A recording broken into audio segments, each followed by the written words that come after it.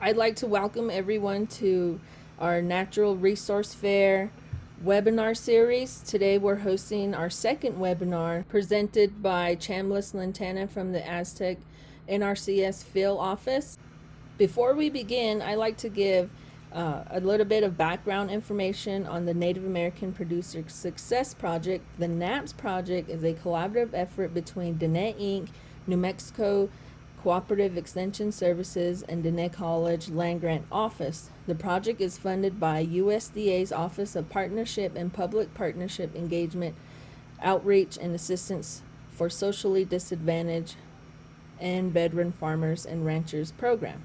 The goal of the NAPS project is to increase the profitability and long-term sustainability of Navajo farmers and ranchers. To achieve this goals, activities in four key areas are being undertaken: to improve Navajo farm and ranch operations, increase Navajo farmer rancher knowledge of and access to available programs and technical assistance provided by the USDA, BIA, the Navajo Nation, New Mexico Cooperative Extension Service, and Diné College Land Grant Office, and others. And then another goal is to strengthen the organizational capacity of the Navajo Farmer and Rancher Congress to address the current and future needs of Navajo farmers and ranchers, and then also to facilitate Navajo farmer and rancher use of USDA programs such as NRCS, FSA, and RMA.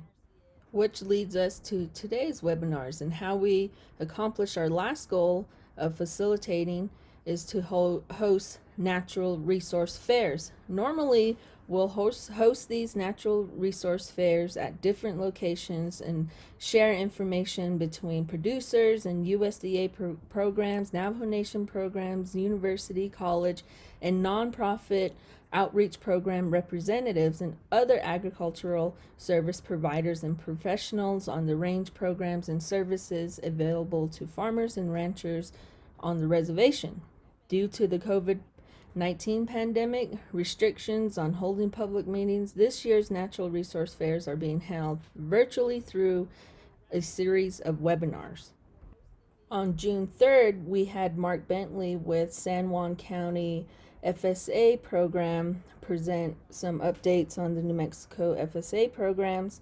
And today we are going to have Chambliss Lantana provide a presentation on NRCS conservation programs. And then next week on Tuesday, Ivan Vicente will be presenting more information on Navajo tribal ranches. Thank you, Jesse, for that intro. Thank you for doing what you are doing here with the SNAPS program, the NE Inc. as well. And I'm excited to present some Farm Bill information here to you all, those in attendance. And, I'll go ahead and introduce myself again. My name is Chambliss Lantana.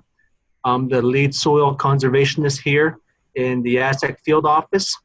I have two colleagues here with me that work in here in the office with me, but one right now, presently. His name is Diego Ortiz, and he's also a soil conservationist. And the other gentleman that's going to be working in this office, his name is Herman Ortiz as well, and he's our soil conservation technician. Okay, so today we're going to be talking about the Farm Bill programs, 2018 Farm Bill programs that is administered by my office here in the Aztec field office. Okay, so a little brief overview. Aztec NRCS is part of Team 1. The New Mexico NRCS has reorganized the north half of the state, and therefore each individual office that had a DC presently has been reorganized to work under one team leader DC. So therefore my office is in Team 1 of the NRCS, and my supervising manager is going to be Mr. Richard Montoya out of the Grants Field office. Okay, so some of the programs I'll be talking about today are going to be some financial assistance, the main two programs that are administered out of the Aztec field office, and that's going to be EQIP and CSP. We like to use a lot of acronyms for our programs just to keep them short. EQIP stands for Environmental Quality Incentives Program, and the other is the CSP is the Conservation Stewardship Program. So when you hear me reference these two acronyms, these are the programs that I'll be talking about. And then the other programs that we have are easement programs, the ASEP, which is the Agricultural Conservation Easement Program, and those include the Wetlands Reserve Program that I'm very familiar with here in Aztec because of the wetlands that we have along the river corridor here in the valley. Next slide. It's going to be the RCPP, Regional Conservation Partnership Program.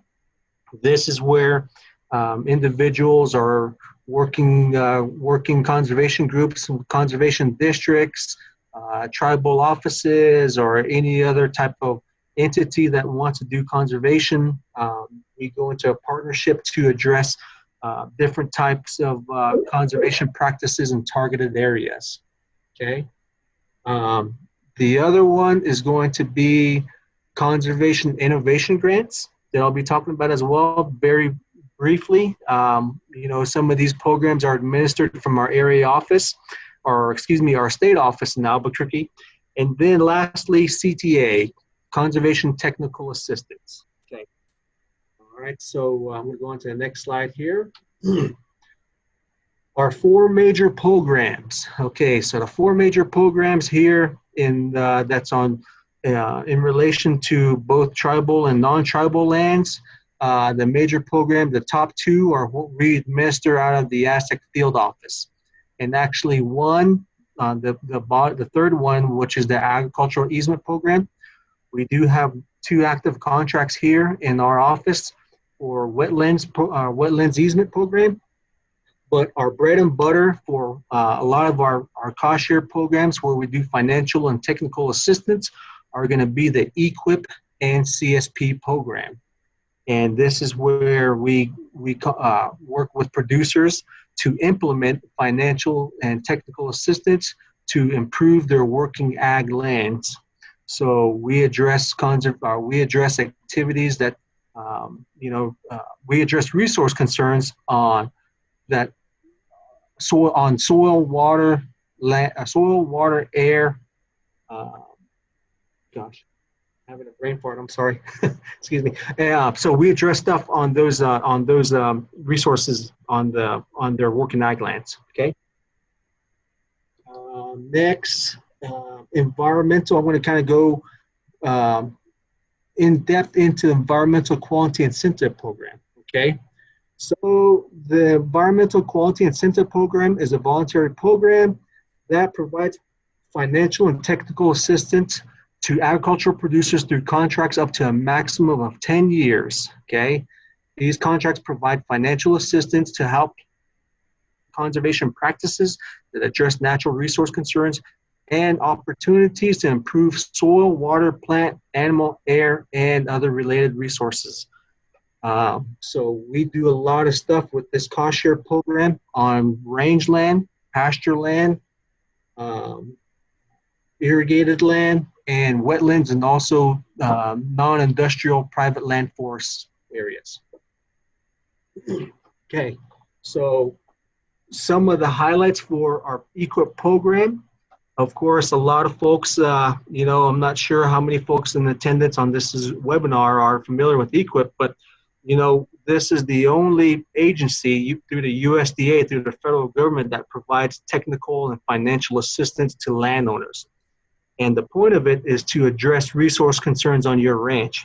So some of the resource concerns can be livestock production limitation, meaning that livestock don't have the necessary resources for them to thrive in their environment.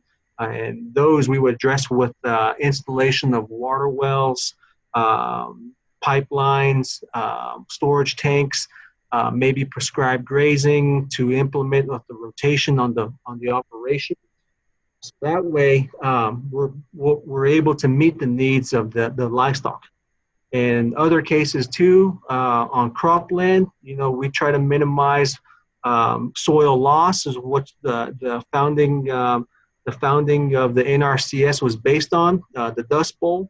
Back in the 1930s when we had the Dust Bowl, the The agency was had a lot of soil erosion going across the Midwest, and therefore that's how Soil Conservation Service was created through Hugh Hammond Bennett, the chief of NRCS that created the agency. So the program, the new 2018 Farm Bill, there's been some changes in the Farm Bill. We're able to work with irrigation districts that provide water to to the farmers here in the valley. I'm sure some of these may apply to individuals in Shiprock too. However, I believe in Shiprock they're not considered irrigation districts. They're considered they're considered ditches, but they're not districts. So their participation could possibly be through working with the Navajo Nation Water Resources Department to submit a request to improve their irrigation conveyance systems. And that might be able to include pumps possibly, or concrete lining, or even pipelining the ditch from in certain areas where it's impacted. So, but the ECO program is a cost share program where we have payment rates for each conservation practice. Okay, so here in the office in NASTAC, we have at least 20 conservation practices that we work with, that we implement on both cropland and rangeland. Okay, so and those include fence lines, water wells, pipelines, pasture planting, irrigation pipeline systems. Those are the type of systems that we work with producers to identify what kind of resource concerns they're experiencing on the working ag land. And so all these practices help mitigate some instances where you're having erosion or lack of production on your cropland or rangeland. And so we identify these resource concerns on the site visit. So before we go into contracting, generally myself or my staff, we like to do a field visit to the operation to kind of get an idea of what our producers are experiencing. And so once we figure out all the stuff that they have as far as concerns on the operation, we identify some other activities that they didn't see as well. And so with that, we do a site visit. And then once we gather all the information that we need, we then take that information back and then we put that into our system and we start to develop a conservation plan. Some of these activities we identify, we have scoring sheets such as rangeland health assessments or cropland health assessments that we use to identify, the condition of the rangeland.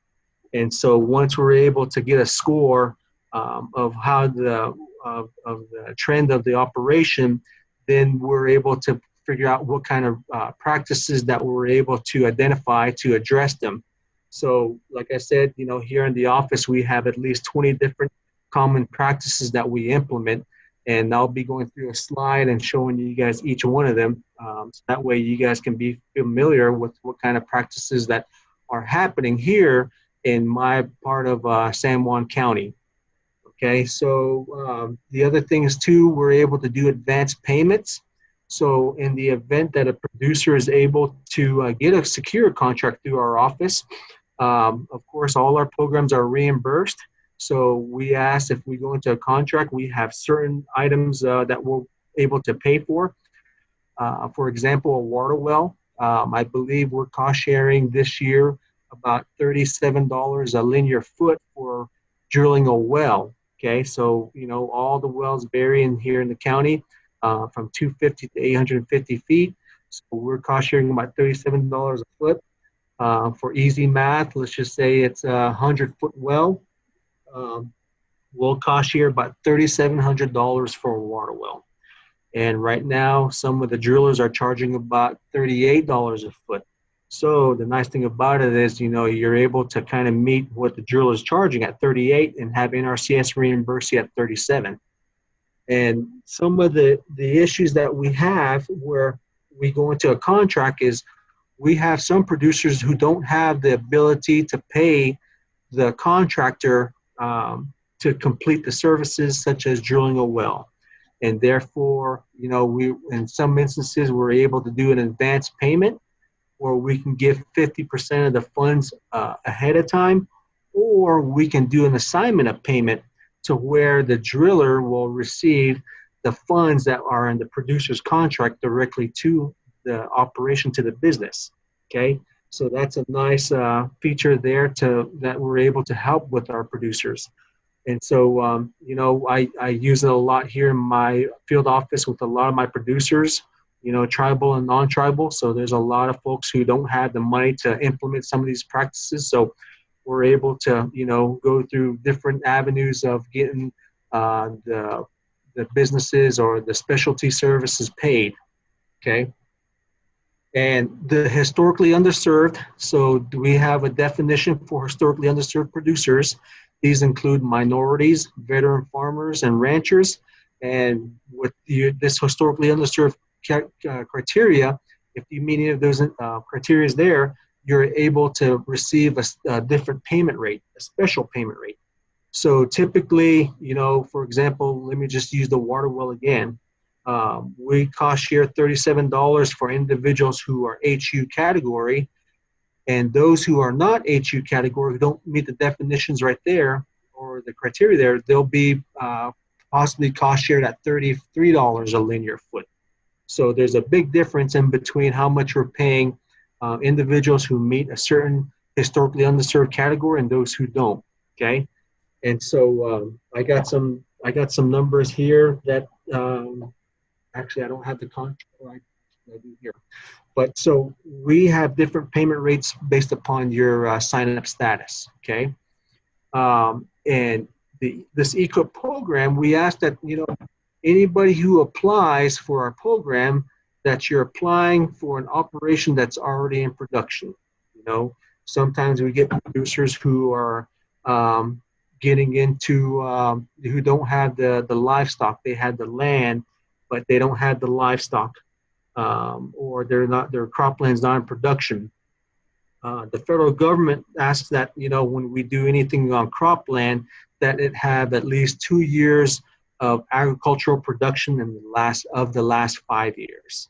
So, for example, in year 2020, let's just say a producer had acquired a piece of ground from their family in Upper Fruitland, and they were wanting to apply for conservation benefits, and they've only in 2019 they got it, and that was their first time putting a crop in the last 5 years. It would not be eligible until after the 2020 season. So 2019 and 2020 would have to have been in production for them to receive program benefits. And the logic behind that is because, when the federal government is investing dollars onto these agricultural lands, they want to make sure it's in the best interest of both of the individuals putting money to it. Because the last thing we want to do is put money or funds on a piece of ground that doesn't have the ability to produce a crop. So therefore, when we do our field visits, normally we emphasize that with producers to make sure that the land that they're intending to enroll has been in production.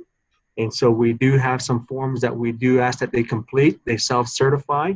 And also we kind of reference too with some of the aerial maps that we have in our system that allows us to go back in the last 10 years to verify that the land is in working production for cropland. For rangeland, of course, there's no rules as long as it's a working operation with grazing livestock. A lot of the producers that we assist here on tribal land both have majority cattle and with a few sheep. And so what we're able to do is we're able to develop conservation plans on these operations. Okay, our funding pools. We have two different funding pools in the Team 1 offices. So we get funding from our state office for cropland and rangeland. And also we have a very small portion for forest land. Okay, so let me just give you an overview of 2019 for what we've implemented for Team 1. Last year, between the four offices of Aztec, Crown Point, Gallup, and Grant, we've awarded um, four range contracts. Okay, four range contracts in the north area, in Team One, excuse me. Um, we did have a lot more applicants who did apply for program benefits for this eco cost share on rangeland. However, the team funding, the funding pool, is competing with other producers in the whole north half of the state. I'll show you a map later in my slide that shows the north area. But the state office has a funding pool for North Area Tribal Graze Range. So all the tribes in the northern part of the state compete for these funds. And so out of the number, I believe here in Aztec we had like five, I believe. Out of the five that I had for tribal rangeland, we were able to fund one out of this office. And it gets a little competitive too because you're competing against other tribes in New Mexico, northern New Mexico. So just keep that in mind. And it all depends based upon what type of resource concerns we're addressing on the ranch. Okay. So, each conservation activity that producers have in mind, it's associated with the benefits of what is happening. So we gather information, we put it in the system, and we start answering all the questions that we have conducted through a rangeland health assessment. And that basically is our roadmap to answering these questions. And so once we put in these questions, there's several different questions that are on our system that gives a score. So depending on your score will determine if the participant is selected for a contract.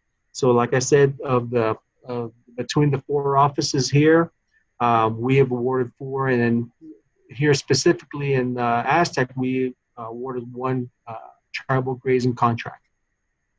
On the cropland part of it, we do have cropland dollars for tribal entities as well, or tribal members. And again, that's going to be competitive based upon all the tribes in the northern half of the state. So depending on what type of activities we have, and I'm not sure which producers we have on this webinar that have cropland, but in my office here, the only cropland tribal operation that we service is going to be Nappy. They fall within our conservation district. Okay, so if the producer is in Upper Fruitland or Shiprock area, they would go to the Shiprock NRCS office and seek assistance from them. Or if they're in the Wheatfields Lake area, or I believe in Ganado, they do have some farms over there as well. They would be seeking assistance out of the Fort Defiance, Arizona NRCS office to apply for cropland dollars. And with Shiprock, being here in New Mexico, they're actually serviced out of Arizona NRCS.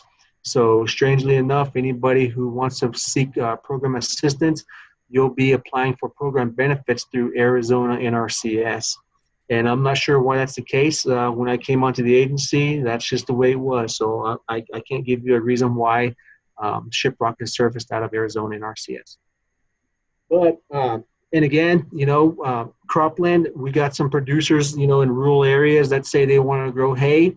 They want NRCS to cost share well.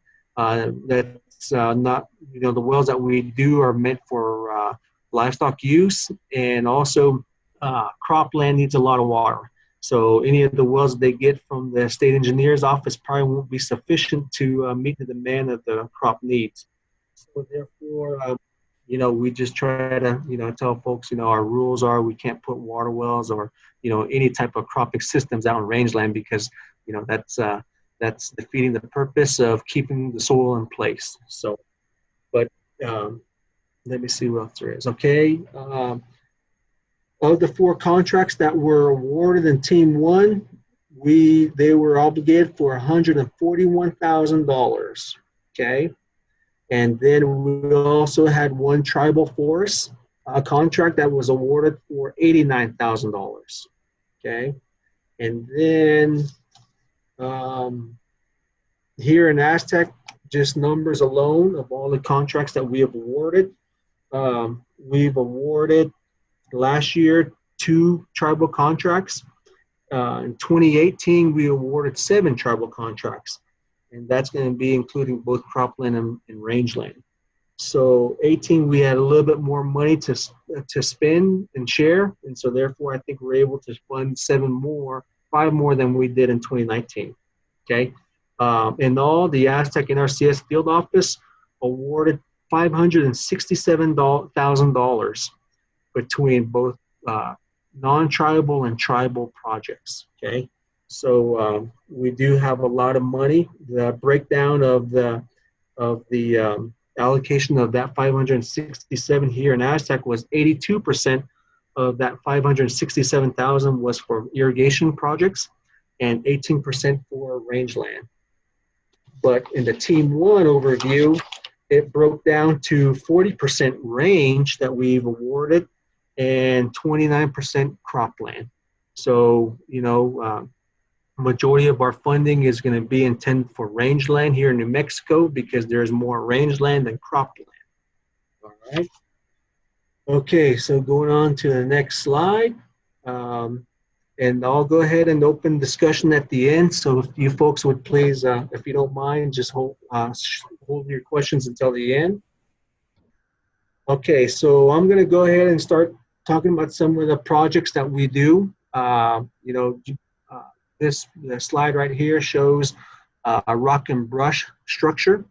The purpose of this is to reduce some of the runoff that we have during rain events and catch all the loose sediment that's going to be impairing our water bodies downstream. So the theory behind this is to slow down and catch some of the debris that's moving and reduce sediments in our watersheds. And of course, we do water well establishment. In that picture, you can see a water trough with a storage tank in the back and a drilling rig. So this is a tribal project here in San Juan County that we've awarded. The Conservation Stewardship Program, another financial assistance program that is available to producers. CSP is CSP. So what we like to do with CSP, we like to get producers to address some of the structural conservation practices through EQIP, like fence lines, water development. And then it gets them prepared to graduate into going into CSP. CSP is basically addressing more than one resource concern. EQIP, we selectively pick resource concerns that we identify, but CSP, we have target resource concerns that we want producers to address. So in CSP, we target at least 9 different resource concerns that we want producers to meet. And so therefore with CSP, it kind of gets them, it's an incentive payment as well for implementing management practices that benefit all natural resources, wildlife, the soil, the water, the air, animals, people, and energy. And so CSP, it's a 5-year contract that we go into agreement with the producer, and we have several different activities that we like to call them. In this picture right here, you're seeing a rancher holding up a measuring tape. This fence line is typically about 4.5 feet tall to keep his livestock in. And CSP is basically rewarding him for making his fence more wildlife friendly. So we ask, and we basically have these activities that say, okay, Mr. Producer, Mr. Rancher, would you like to get an incentive payment for wanting to address wildlife habitat movement? And so therefore, based upon the whole ranch, the number of fence across the whole ranch, we ask that you 20% of your fence line that you make it wildlife friendly. Change the top wire to a smooth wire and make it lower so that way wildlife aren't getting entrapped or tangled up or getting killed in the fence line.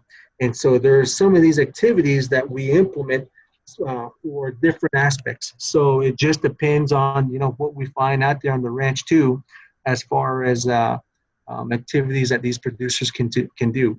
And so normally these contracts are about five years in length, and with an option to renew after the 5-year contract. So you can renew for another 5 years for up to 10 years.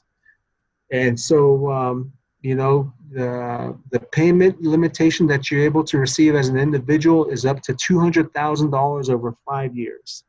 So, if you're addressing a lot of activities or resource concerns on your CSP ranch, you have an ability to make up to 200,000. Generally, some of the contracts that we have are, around 80,000 over 5 years. So it's going to be about maybe 15,000 per year that this producer will be getting. And, you get paid. There's several activities on CSP that you can do. In this instance, this one's going to be retrofitting livestock fence, wildlife fence, excuse me. Other ones include assessing your cattle's body condition scoring. Typically ranchers don't consider that. Some folks will say, okay, there's feet on the ground, but what do their cows look like visually appearance-wise? What's the score? So the CSP basically kind of gets them to have a different approach of how they're assessing not only the land but the condition of their livestock. So there's several activities that they can sign up for. It just depends on, what they feel they can complete. At the end of the year, the way the CSP is implemented is the fiscal year.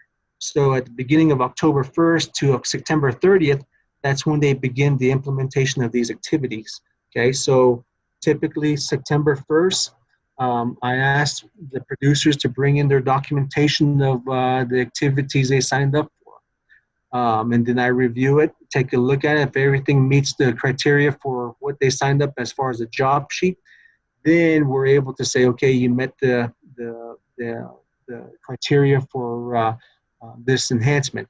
And then therefore we start to make payment after that fiscal year. So we generally make payments from beginning November 1st all the way to March 1st. So within between that time frame, and generally a lot of producers would want their payment after they've completed their activities. So CSP is another good program. It's getting popular. We have, in fact, this year, our state office is really pushing it. And so we're trying to get as many signups as we can. And so sometimes, and again, the CSP is not a fund of pools here in the Aztec field office.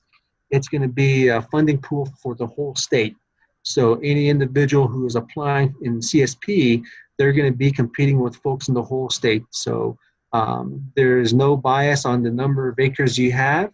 It's not based upon that. It's based upon what kind of resource concerns that the state has targeted.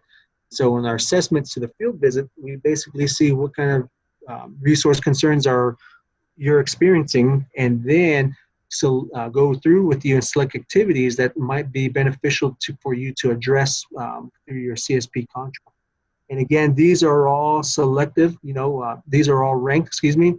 Our federal programs are not biased. Our programs are not first come, first serve.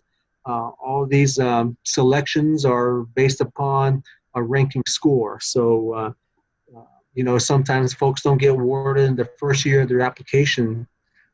It would probably take 2 or 3 years before they get awarded, just because the number of applicants that we have applying every year. And we do have a lot of interest of individuals wanting to apply for these financial assistance programs. It's just trying to find, hopefully it's either our limitation is how much money we get from our state, or, the number of participants applying. So, that's the reason why Team 1 only awarded 5 contracts last year in 2019, because, our tribal producers are competing against other producers in the state in the north half. Okay, so next slide. Conservation technical assistance. producers who don't want to apply for financial assistance are able to seek assistance from NRCS. We do a lot of conservation assistance for free. In fact, I think we're the only agency that provides technical assistance, that is not fee-based.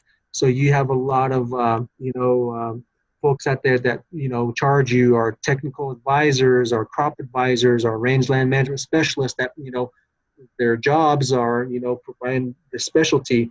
However, USDA and RCS provides all these services for free to individuals. We like to do a lot of, so like, let's just say producers want to know how deep a well is. We would be able to get a location, see if it's feasible, take that GPS unit that we have, get a coordinate, send that to our state office, and our state office does a real good job on estimating the water table depth.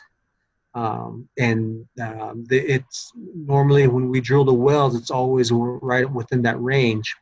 We like to do a lot of surveying for individuals who want to put in irrigation pipelines, or get an idea of what size solar pumps they need for their wells to provide water for their livestock. We can help you, assist you in all that information. And it's just the fact of get in touch with your local service center. And I have some numbers at the end of the slide that will show you guys where you can get in touch with us. Up here, a lot of producers seek assistance on getting their fields land leveled. So we have the tools and the resources that we're able to, grid out a field, get it to slope, get out to the field, and then put the stakes in there and tell them how much they need to cut. And so some of these services, are beneficial to people who do not want to get financial assistance. And sometimes that's the case here in San Juan County, where we have producers who want to get things done based upon the timeline of our programs. Because like I said, sometimes our programs, we have implementation times with our ECO program. So every year, let me backtrack a little. Every year we take applications. And so in those times of when we take applications, we have implementation dates. So for example, this year, program year 2020, typically applications would have been due the second week of December of the prior year. So the second Friday of December of 2019 would have been the deadline to apply for 2020 benefits. However, they extended the deadline this year to March 27th. So we had a lot of individuals who came and submitted an application this year in March that were considered for 2020 funding. And then, we go ahead and rank those applications. And then for next year, so anyone who's after the March 27th deadline, so if an individual were to come in today and submit an application, their application would be considered for program year 2021. And then that's where we had the producer saying, you know what, that's a long time for me to wait to get considered for funding. I would like to see if you guys can provide me an engineering design of what size pipe I may need for my cropland, or what size pump, how much do I need to cut for my land leveling on my field, or what size pond I need to, what size I need to implement on my farm, on my ranch, so that way I have enough water for my livestock. And so all these services that we provide, financially, we can also do it free of service through our CTA program. And CTA, there's no application needed. It's just conducting a field visit, coordinating times between ourselves and the producer, and getting out to the ranch or the farm and kind of get an idea of what they need. All right. Moving on to the next slide. Agricultural conservation easement programs. This program is administered from our state office in Albuquerque. I'm going to have a link at the end of the slide of where you can look up some of the stuff, but the only one I'm familiar with is going to be WRP, which is the Wetland Reserve Program, which is now called the Wetland Reserve Easement Program. This one here, we basically restore and protect wetlands in the area of along the river corridors. So that way its intended use is going to be for wildlife. And so we do a lot of restoration projects on these locations, tree plantings, extending the ponds or the depth of the wetlands, doing stabilization, stream bank stabilization structures. So some of these programs we're able to do, and we do have 2 active contracts here in San Juan County on the WRE. So these are administered from our state office. So if you have interest, if there's any, wetlands on tribal land, in Shiprock, or maybe along the river, the individual themselves can enter into these easement programs, but they'll just have to get with their respective states that administer the easement program. Okay. Okay, so my next slides are going to be some projects that we've done here in San Juan County through our ECOP program, okay? And these are the more popular practices that a lot of folks apply for. In this picture here, we have a livestock pit pond. Pit ponds vary from 1,500 yards to 3,000 cubic yards. Pit ponds are beneficial for areas that don't have sufficient water tables or are too deep. The only thing with putting in pit ponds is it's all dependent upon rainfall. In the last few years, we've been having a hard time getting some rainfall on these ranches across the county, actually, to get some of these ponds full. So we try our best to kind of get producers to consider water wells, but in some areas there is ponds that work better too, just depending on the year. So we do a lot of pit ponds. We design these pit ponds. Okay, we design how big they're going to be. The depth is always going to have to be 12 foot deep. So from where you see that pickup truck to the center of that pond is 12-foot depth. And then we have a spillway. So you can see that those are working some of the spoils around the pond. And I'm assuming in this image, the truck is where the spillway is designed. So when it gets to a certain capacity, this pond will overflow around where the truck is parked and go downstream. And so we like to do a lot of pit ponds too. The reason why we do of the ponds that we do, there's 2 types that are in our payment rate. It's going to be pit ponds and then embankment ponds. However, here in San Juan County, we prefer pit ponds because it reduces the chances of breaching. The thing with embankments is our soils here are really sandy. We don't have a whole lot of clay properties in some areas, and therefore it would be susceptible to breaching. And the thing is, when it's breaching, it's going to pose a hazard downstream.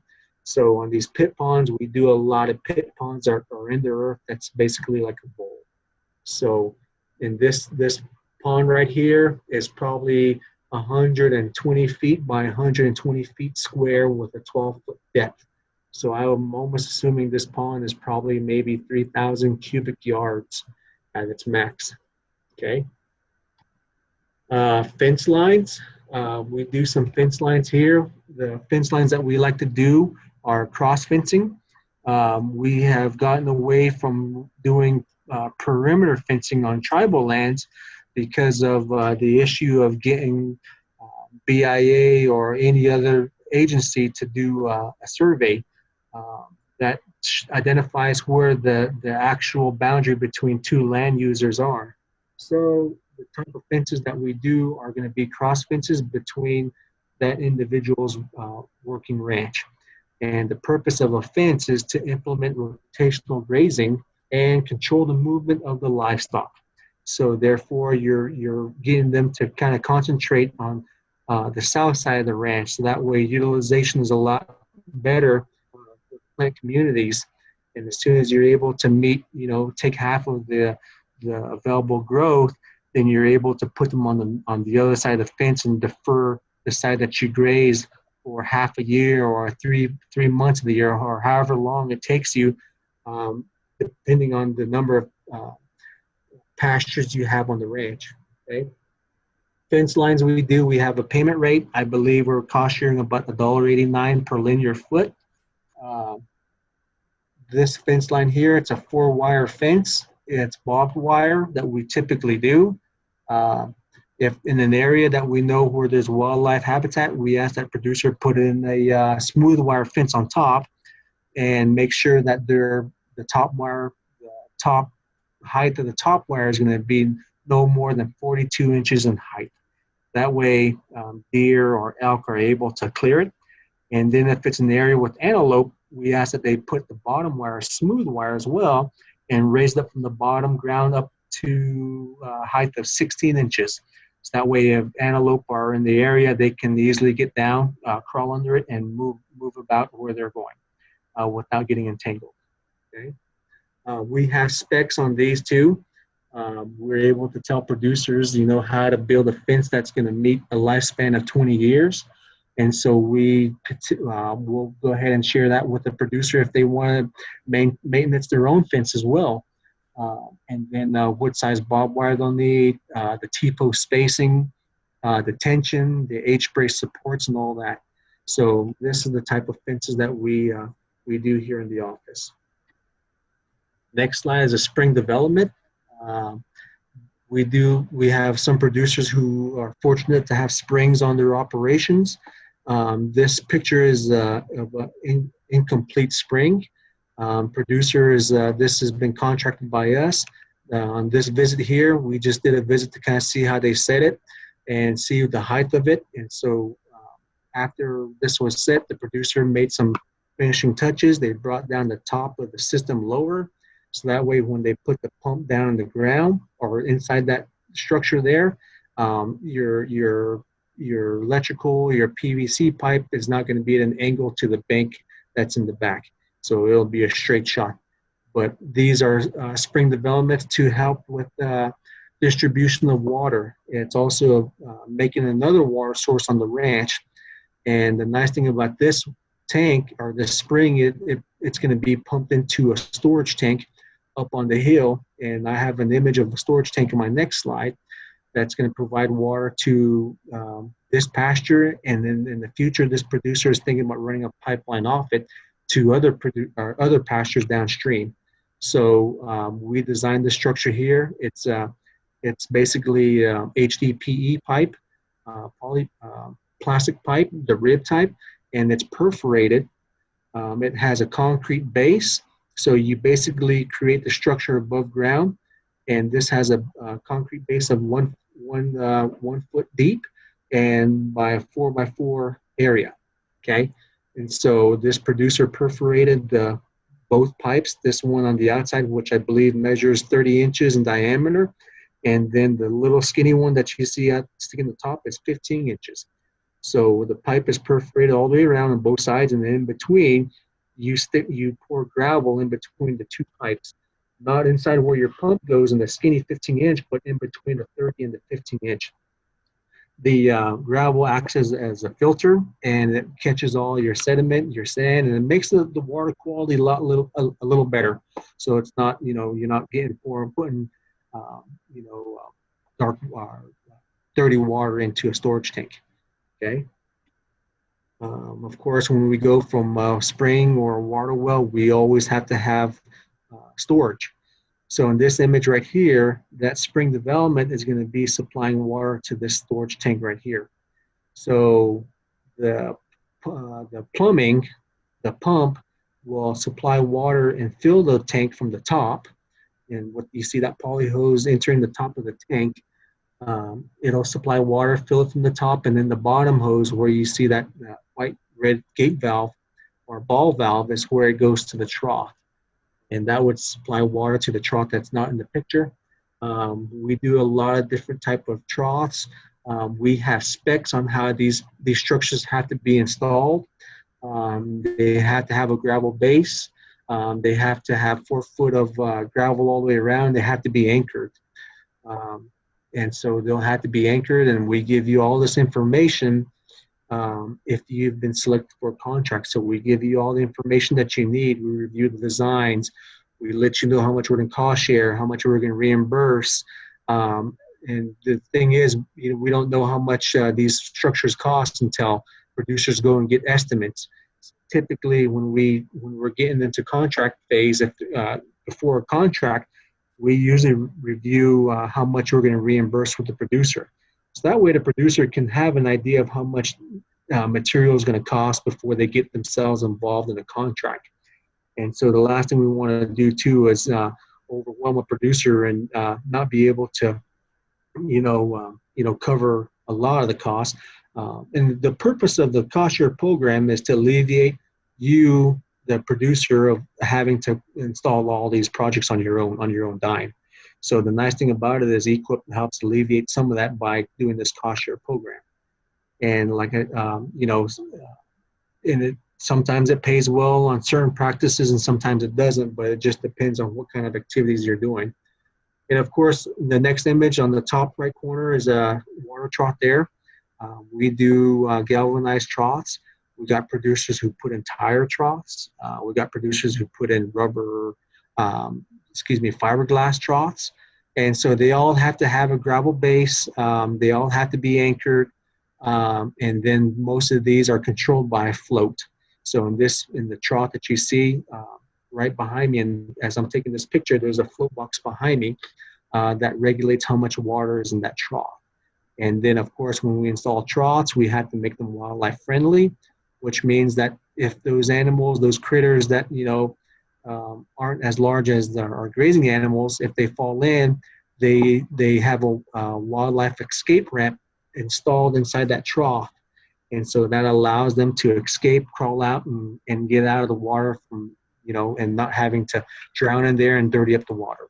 So that saves, the trough itself too from getting, having, wildlife or disease-prone animals falling in there and getting it all dirty and, having producer having to drain it. So those wildlife ramps are required every time we cost share on a storage tank or water trough, excuse me. All right. Next slide, water wells. We do a lot of water wells with my tribal producers. In fact, the last few contracts that we had, we do have active contracts right now that are ongoing, but a lot of my producers up here, they're doing a lot of water wells. It's a lot more reliable, and they're not, they're a lot more reliable in the aspect of having water at any moment. And also they're a lot easier to maintain through a solar pumping system. A lot of folks are used to windmills on their operations. And so windmills have a little bit more maintenance and are have a little bit more, a little bit more labor in installing, because you're having to erect a tower, drop heavy, steel pipe into the ground with a plunger, maintain oil levels. A lot of producers are going to solar pumping units and putting a solar pump off to the side of these wells and providing water for their operations. And so in this picture right here, they call this a pitless adapter well. Normally you see a well like this, and then you see a pipe, 1-inch pipe come out from the top of it that would deliver water. However, this one here, the plumbing is below ground. So in this picture, the outlet, the pipe is going to be below ground. So the producer plumbed everything below ground because this is a winter use ranch, and he does not want the water to freeze. If the plumbing was above ground, typically producers will create a little pump box or a little pump house to keep the line from freezing. But in this picture, the driller installed a pitless adapter, which all the plumbing is below ground. And typically these wells, drillers do a real good job of backfilling, gravel packing the water wells. And for, I'd say these wells probably have a lifespan about 15 years before they have to be baled or blown out to clear out all the sand. So, a lot of producers are going with water wells and solar pumping units. And like I said, some of the wells here in our county vary from 250 to 900. The deepest one that we've done recently was 950 feet. So that was pretty deep, and when we had cost share. We do cost share on them, so it just depends on the year that you sign up. different years. This 2020 year, I'm not sure. We do have our payment rates of how much we're cost sharing for wells, but we do cost share, you know, based upon a completed well. So let's just say our geologist report said 500 feet and the well went to 550, then we would request to get additional funds to cover it. Or let's say the water was hit at 300 feet, we only pay for what was drilled and completed. So if we had 500 feet in the contract, we're only going to pay for 300 that was completed on the well log. So we only reimburse for work that was completed based upon length or area. So it just depends on what kind of practice we're doing. And for example, water well, we pay by the linear foot, so we'll pay for what was completed. Okay. Pipelines, we do a lot of livestock pipelines as well. Pipelines we like to do to distribute grazing. This rancher right here put in a pipeline that he put in several pipelines on the ranch. Altogether, I believe he put in about 8 miles worth of pipeline, and he did a real good job. We designed the pipeline. We figure out how long, where the water sources need to be placed, any air relief valves along the way that need to be installed, so that way there's no airlocks. And we go and cost share on these pipelines. So we pay from end to end on the length, and and we tell them what size pipe to buy. Typically, they're no more than 1.5 inches in diameter, and the minimum is 1.25 inches. But normally, 1.5 inches of diameter pipe will convey a lot of water. So therefore, it's a lot cheaper to buy 1.5 inches.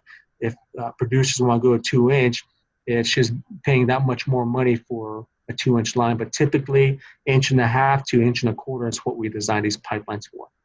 And they install them. A lot of ranchers, our minimum depth that we refer or recommend for producers to bury them about 30 inches deep.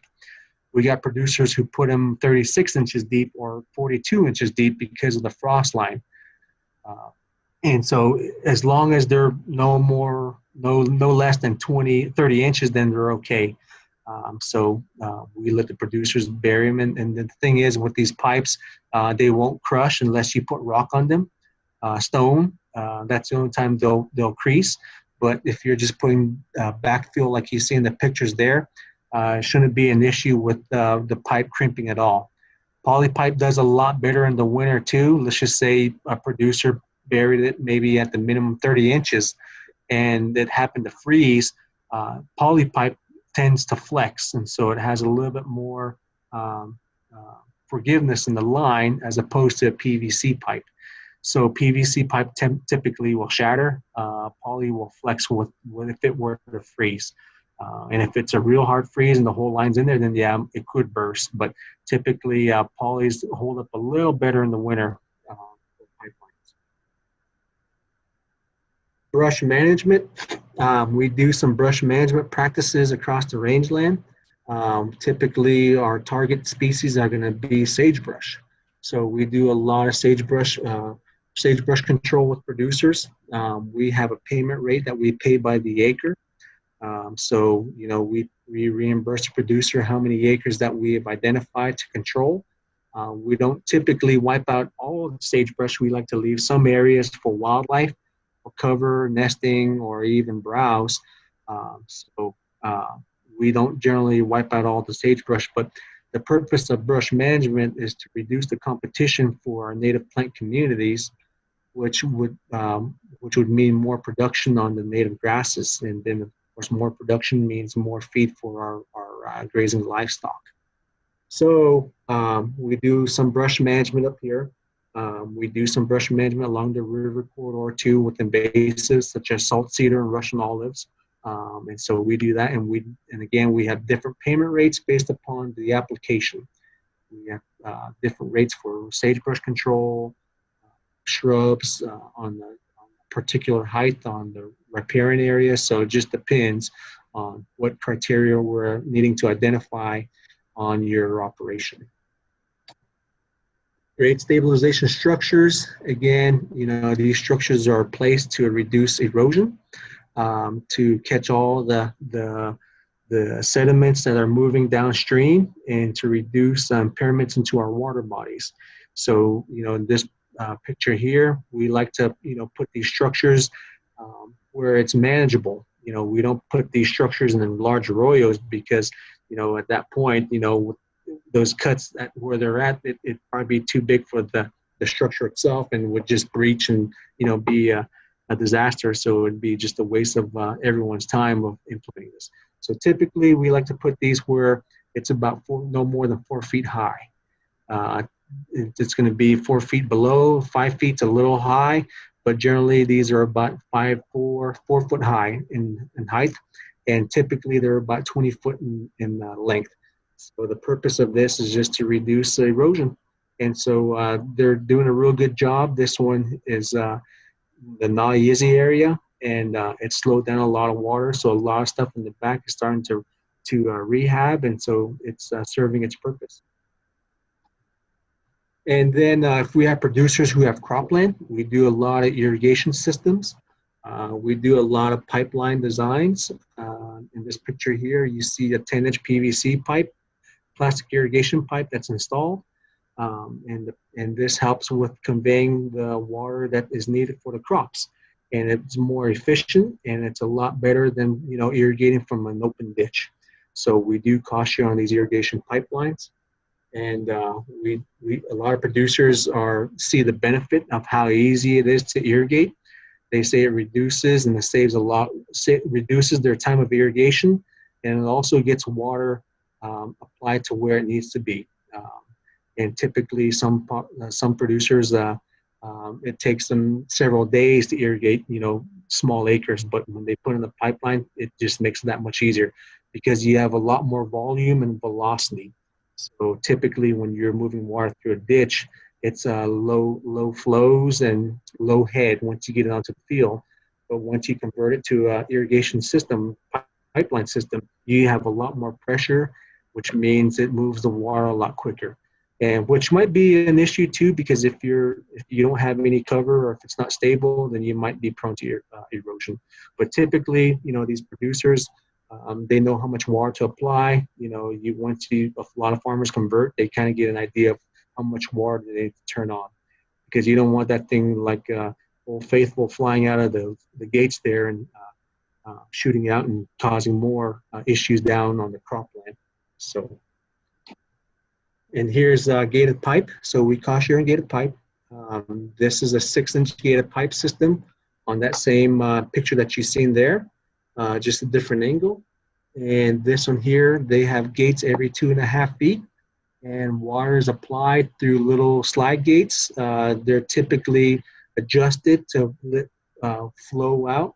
Normally, we tell producers to irrigate about 90 gates, which is about 350 feet worth of gated pipe. So we design these systems, and we also cost share on gated pipes. So we pay by the pound on these pipelines here. So depending on the length from this picture, from this end right here with the blue plug holder all the way to the corner, the top picture. We estimate the length of the line and how much it weighs, and then we reimburse based upon the pipe weights. So we reimburse several different ways on these projects. We also cost share on sprinkler systems. A lot of folks who have the ability to pay for pressuring their lines would go to a side roll system, or to irrigation pods, or to center pivot. Fortunately, some producers here are lucky to have elevation to where they don't need to pump the system, where they have natural elevation difference from their head gate at the top of the ditch all the way to their fields, where it gives them the appropriate amount of pressure. The minimum amount of pressure that you need for a sprinkler system is going to be about 25 psi. That's about the minimum that you can get. If your system's operating at 15 pounds, that's it's not going to cut it, and which will require you to put in a irrigation pump system to boost it up to 30 more pounds. But we do sprinkler systems, side rolls. We do a lot of side rolls. Side rolls are a lot more efficient. They get water on the ground, to where the crop is at. sometimes on flood or irrigated flood fields, it's just it's kind of like a skill set where you need to chase water to get to different parts of the field. But sprinkler systems, once you move them, they get water to wherever the crop is at. So they're a lot more efficient, and producers like them a lot as well. Okay, next slide is I'm done with all my visuals of practices we do. This slide here is all the field offices in New Mexico. Okay, so in this picture here, you see the north area, which is north half of the state. You see Team 1 up on the north, on the left side, northwest corner, Aztec, Crown Point, Grants, and Gallup. And then you see all the other teams in the state. So north area has 21 service centers, which are divided into 6 teams in the north area. The south area has 14 service centers, and there's 5 teams. So there's a total of 11 teams in the state of New Mexico. And we all provide our technical and financial assistance to our respective agriculture producers. And again, those the programs I highlighted are a majority of what we cover. In some offices, they may have other programs just depending on where you're at. So this is just an overview of the state, the New Mexico NRCS organization of administrative area. And then here's contact information for NRCS offices in Team 1. Okay, so there's Grants, my DC, Richard Montoya. Desiree Chavez is soil con there as well. In Gallup Service Center, Martin Mieres is the lead soil con there. He has 2 colleagues, Tatiana Mercado is a technician, and Chester Roan. And then there, Aztec Service Center, myself and Diego and Herman Ortiz. And then in Crown Point Service Center would be Claudia Waleto. And you see all the phone numbers there of how to contact those folks. Any individual who's wanting to participate in our programs must have control of the land, and they must possess a valid permit in their name. If there are other permittees on that name, on that permit, we ask that they possibly apply together, or they just designate one person on that permit to apply for on their behalf. Yeah, well, some of the confusion we're finding amongst our native producers are to get that BIA valid land use grazing permit, they have to produce a conservation plan. And then when they come to NRCS to apply for some of these programs, they're being asked to do another conservation plan, one that's more a slightly different format than the BIA one. Is that true? They have to do a conservation plan for you all too? Nope. Okay, so there's we have our conservation plan that we create, and that conservation plan is an outline of the conservation practices, for example, fence lines, water lines, water facilities that we create for the individual. And we review that with the producer before we go into a contract. So whatever that conservation plan shows as far as structural activities, practices, we say, okay, Mr. Yazzie, this is what we're going to rank your application on, these practices. And then he signs off on that conservation plan that we created. And then that's what his application is ranked on. Okay. And so you work with them to produce your conservation plan. They're not exactly. Yep. I created all the way through. We use our planning software here to map out practices that we're doing across the ranch. And then we go ahead and identify the fence lines, the water lines, or whatever we're doing, and then create that conservation plan. And lastly, this is my last slide right here. These are some links of our national page, the nrcs.usda.gov. Okay, then the next link is going to be farmers.gov. That is basically all the Farm Bill programs that are administered between NRCS, RMA, FSA, rural development possibly, and maybe agriculture ARS. But farmers.gov is a useful website that you can go to. Has a lot of different announcements of different things going on, so that's a useful page to bookmark on your system. And then lastly is our webpage for New Mexico NRCS, the last link at the bottom. NRCS USDA portal, NRCS Home. That's going to be NRCS's page, and then there you can navigate to the different offices in the state, and also find out program deadlines for the upcoming year, and that sort of information. All right. So that is it for my presentation. Thank you all for your time, and I hope some of the information that I presented was useful, and I look forward to hearing from some of you if you guys have any questions, and we'll go from there. And again, thank you.